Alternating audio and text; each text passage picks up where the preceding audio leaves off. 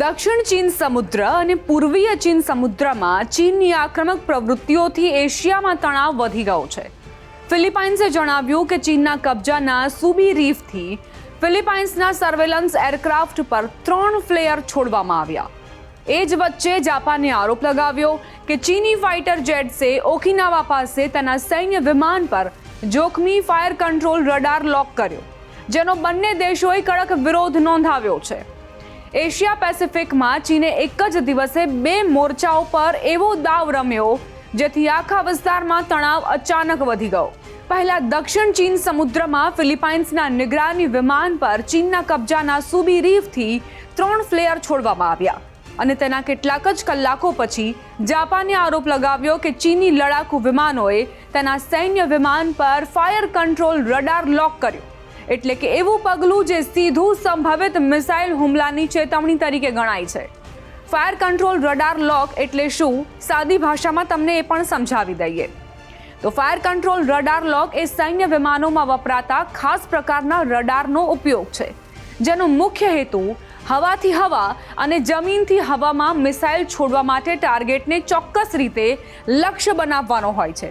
સામાન્ય ભાષામાં સમજીએ તો જ્યારે કોઈ લડાકુ વિમાન કોઈ બીજા વિમાન પર પોતાનું ફાયર કંટ્રોલ રડાર ચાલુ કરીને તેને લોક કરે છે, ત્યારે એનો સીધો અર્થ થાય છે કે તે વિમાન હવે મિસાઇલ છોડવા માટે તૈયાર છે.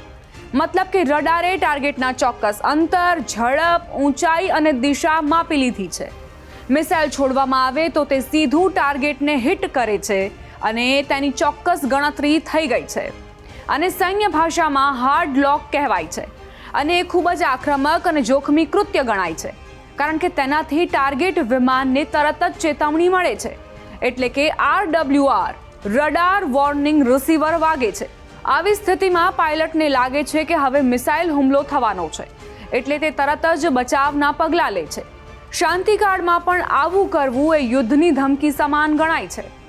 ફિલિપાઇન્સ કોસ્ટગાર્ડ અનુસાર સેના સર્વેલન્સ એરક્રાફ્ટ નિયમિત પેટ્રોલિંગ પર હતું ત્યારે સુબી રીફથી ફ્લેયર છોડવામાં આવ્યા.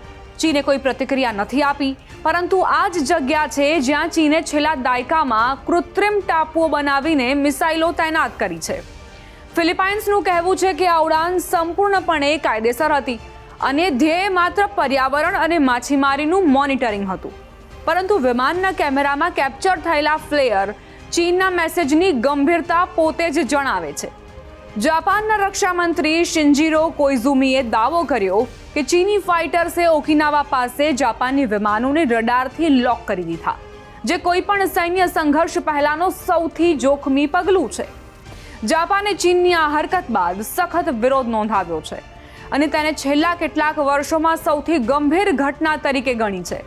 જાપાને તાજેતરમાં સ્પષ્ટ કર્યું હતું કે જો ચીને તાઇવાન વિરુદ્ધ સૈન્ય પગલાં લીધા અને તેનો પ્રભાવ જાપાનની સુરક્ષા પર પડ્યો તો જાપાન જવાબ આપશે. ચીન આ જ વાતથી ભડક્યું હોવાનું માનવામાં આવી રહ્યું છે. બંને ઘટનાઓને સાથે જોઈએ તો તસવીર વધુ સ્પષ્ટ થાય છે. દક્ષિણ ચીન સમુદ્રમાં ચીન પહેલેથી જ ફિલિપાઇન્સ સાથે સમયાંતરે ઝઘડા કરતું રહે છે. પૂર્વીય ચીન સમુદ્ર અને તાઇવાન સ્ટ્રેટમાં જાપાન ચીન તણાવ સતત વધી રહ્યો છે. ચીન તેના દુશ્મનોને એક સાથે સંકેત આપી રહ્યો છે કે તે પીછેહઠ નહીં કરે. આ ઘટનાઓ અમેરિકા પર પણ દબાણ વધારનારી છે. ફિલિપાઇન્સ તેનો રક્ષા સહયોગી છે, જ્યારે જાપાન તેનું સૌથી મોટું એશિયાઈ સૈન્ય આધાર છે. પરંતુ ખાસ વાત એ છે કે અમેરિકાએ હજુ સુધી જાપાનના આરોપો પર કોઈ જાહેર ટિપ્પણી નથી કરી.